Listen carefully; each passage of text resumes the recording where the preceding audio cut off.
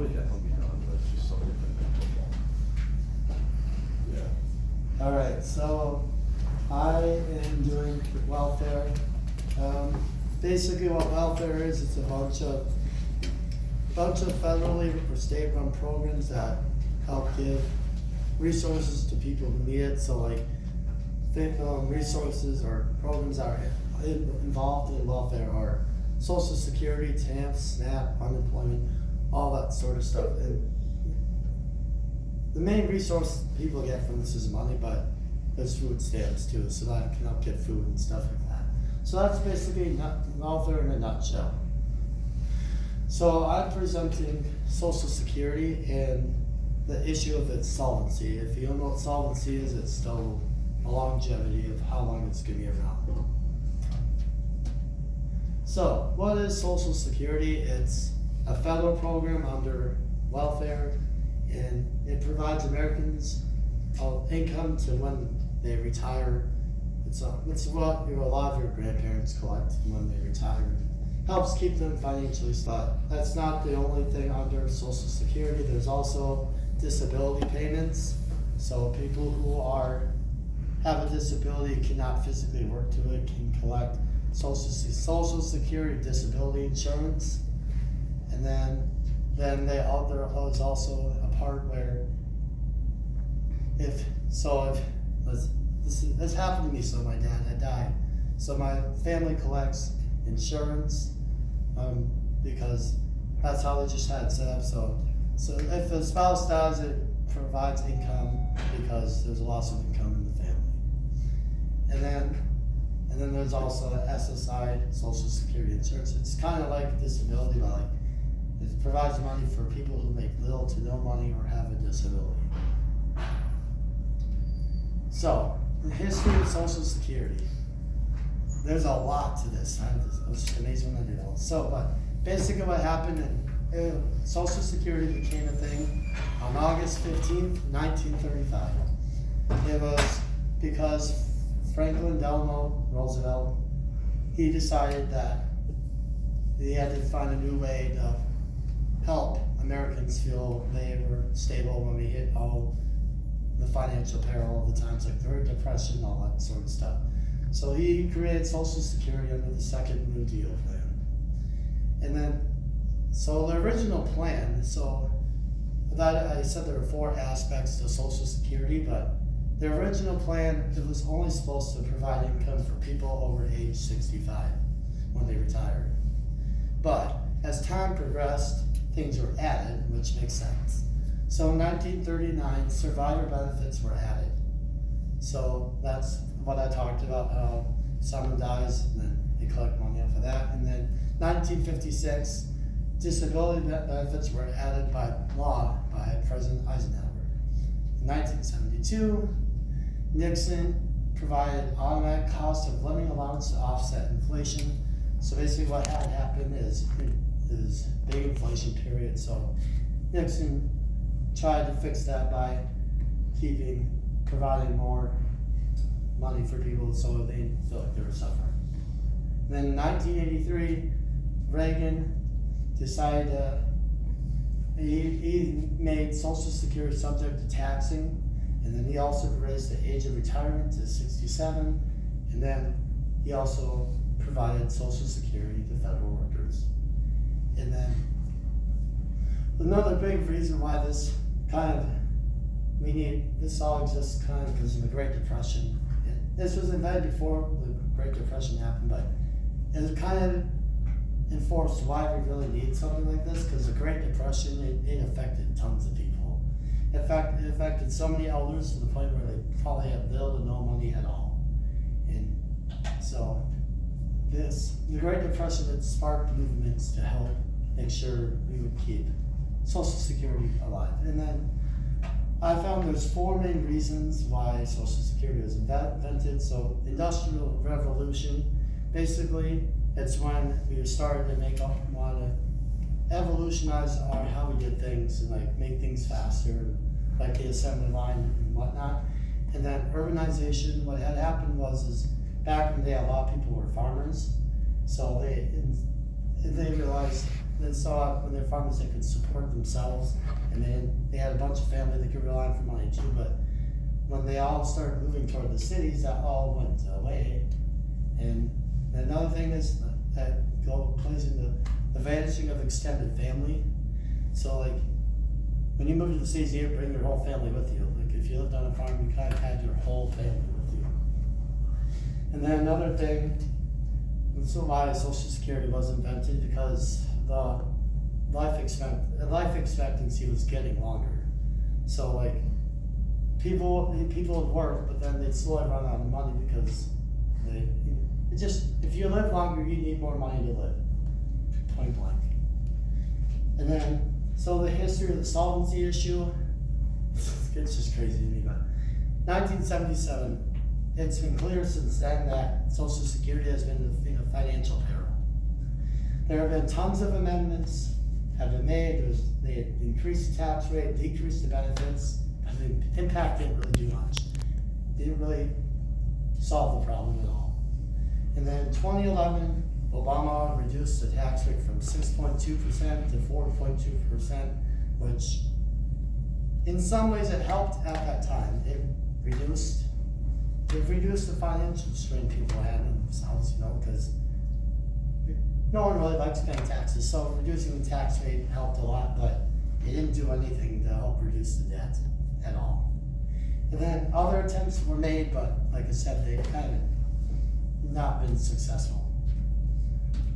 And then, so this is a little chart. This is an old chart, but I like it because it brings my point across. So these are the trustee reports. They're the ones that kind of get all this together. So like 1990, it's that one. So it's kind of like the funds we've had for Social Security are shortened by a lot. So like the first one that goes way up there, that's 1990. Originally it was supposed to last to 2057. And then now in 2012, when this chart was made, it was down to 2033. That is not good.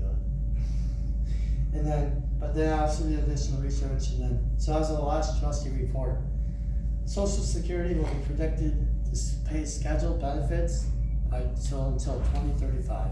And about 2040, the funds will be depleted, which that's only 17 years from now. That's not good. And then, so here are some more charts. I like these a lot because they kind of bring why this is a problem in our nation. So the top left one, basically it shows you it talks about as the time goes on, the payments are going to go down. And even though, so the yellow line on top, the dashed yellow line, that's where the payments were supposed to be.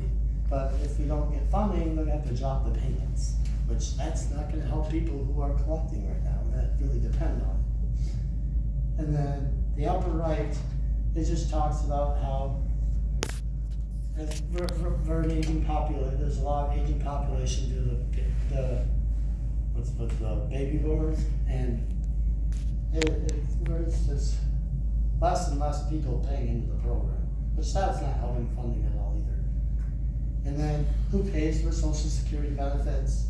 That charts from 2019, so I'm more expecting the numbers to go a little bit up, but mainly Social Security is run off taxes.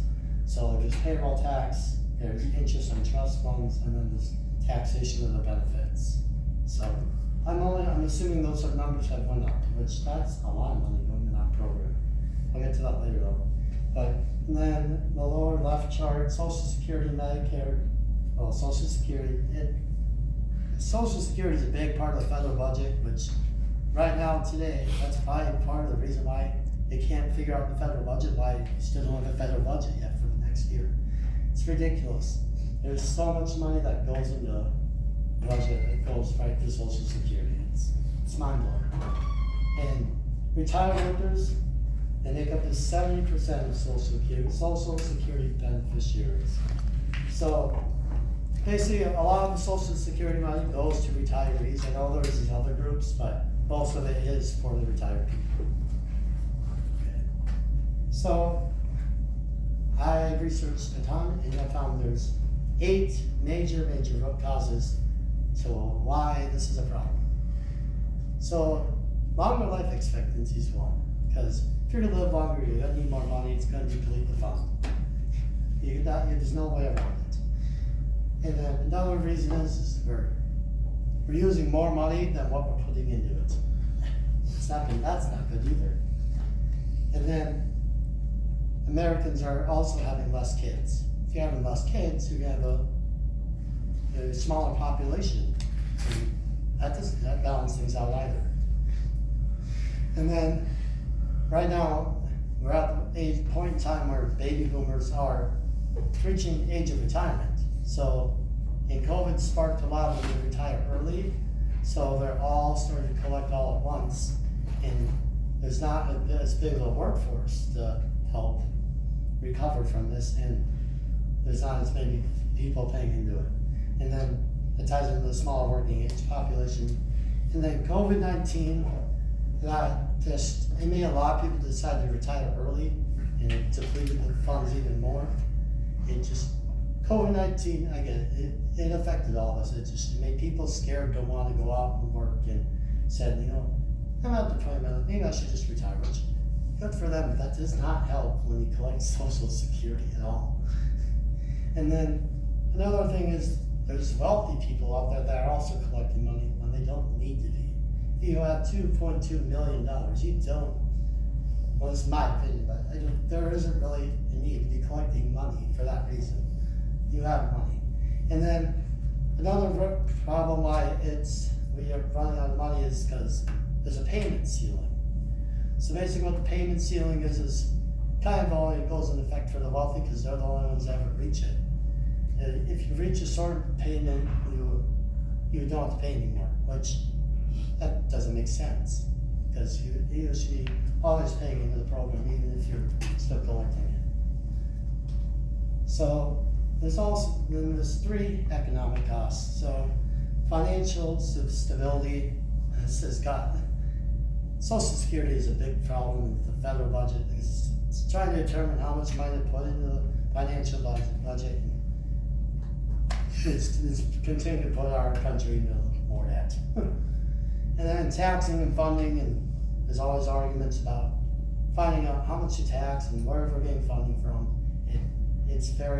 It's costly because this program is beneficial for everybody. The money's got to come from somewhere, and it's very costly to the government and us as people that pay into it. And then the labor market. So basically, as people are retired, productivity in workplaces reduced, and that also affects their financial situations too. Because if you have many people working on the assembly line, you're not going to make as much, and you're not going to make as much profit. And then social costs. So there's four main social costs. There's dependency and family structures. Basically, people have become so dependent on Social Security as their sole income, and I'm not saying it's wrong. I know people do, but people I feel like there's people out there that they depend on it way more than they should. They just say, oh, this is all I need, but then really they expect it to give them what they need to survive, but then it really doesn't, and then they're not in a good situation. And then inequality, so the current system, it benefits wealthy at the expense of low-income Americans. So, like I said, this all has to do with that ceiling payment, or ceiling whatever. Basically what happens is the low-income people are never going to reach that margin. They're going to always have to keep paying in for it. And if you're not making much money, that's a lot of money in taxes going to this. And can't reach it till a certain age, it's hard. And then work behavior and incentives. People are just choosing to retire earlier, and that doesn't help anyone. It helps people, I shouldn't say, from an economic standpoint and Social Security standpoint, this doesn't help anyone. But as an individual, people want to retire earlier. They want to retire because they've put in all these years of work. And I get that. But this does not help from a Social Security standpoint when we are running out of funds. And then poverty, like I said, there's a lot of people, I'll get into this when I talk about groups affected, but there's a lot of low-income people that depend on this. But it's a good safety net for them, but it's eventually it may run out unless something's done about it. So people are becoming more worried about it, and it's a havoc. So what groups are affected? So people of color are mainly really affected by this, as well as low-income Americans, but I'm focusing on people of color because a lot of people collecting Social Security are people of color, and that's because they tend to have lower paying jobs, and that is because of educational disparities. And there's a lot of reasons why these educational disparities happen, because there was racism back in the day.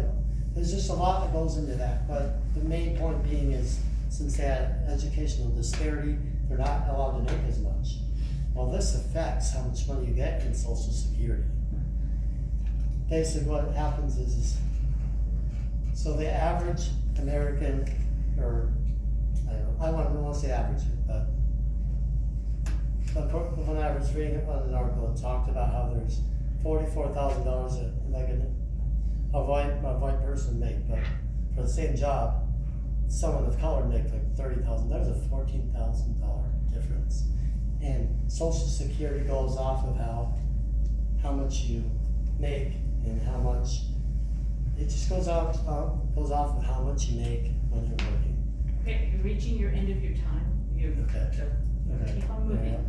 So basically that's how they are affected.